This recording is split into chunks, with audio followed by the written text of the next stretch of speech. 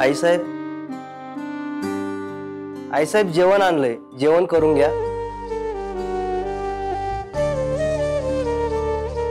नाही, नकोय आम्हाला. अहो असं जेवणाला नाही म्हणून कसं चालेल? तुला सांगितलं ना, नकोय आम्हाला, घेऊन जा. अहो आईसाहेब असं का म्हणून पोट मारायलाय?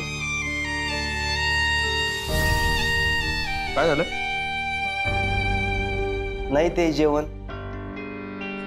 जात बघतो. चाल. काय आई, असं नाही करायचं. हा चला, पटकन खाऊन घ्यायचं. एकदम छोटूसा घास घेतलाय बघ आता. हा हे घ्यायचं, चिवचा घास.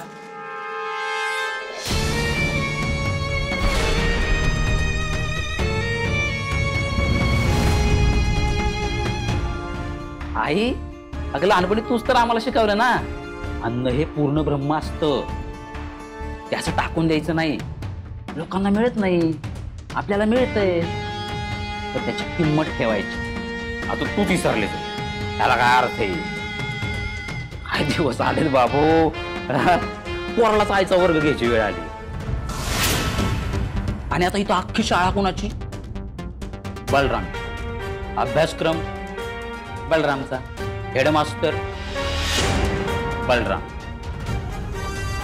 त्यामुळे तुझा तास तर होणारच. कारण कसे,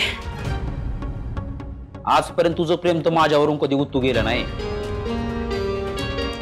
एवढं माझं प्रेम आहे ना तुझ्यावर, एवढे दिवस तरी तुला जिवंत राहावं लागेल. हेरडे.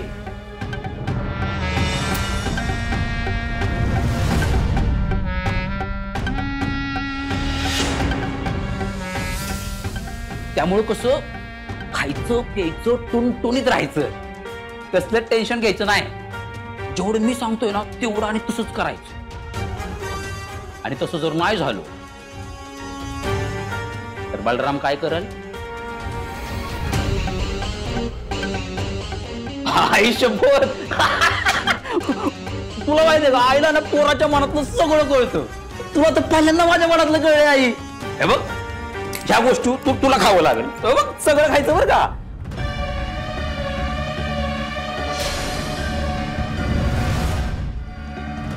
एकूण एक घास खायचा. चला चला, खा ना.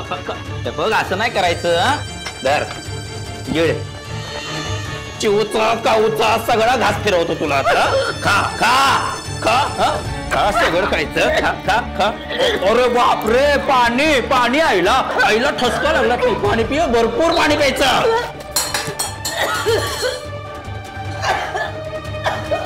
घे म्हणलं की गिळायचं.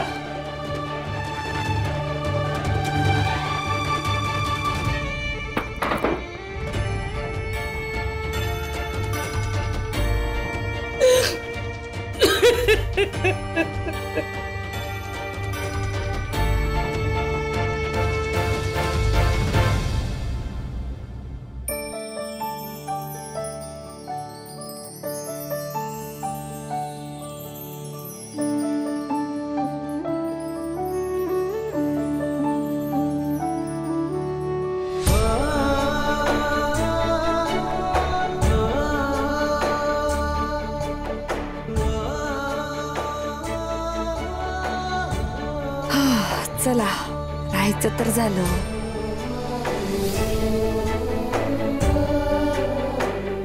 आता पोटाचं काय ते बघावं लागेल.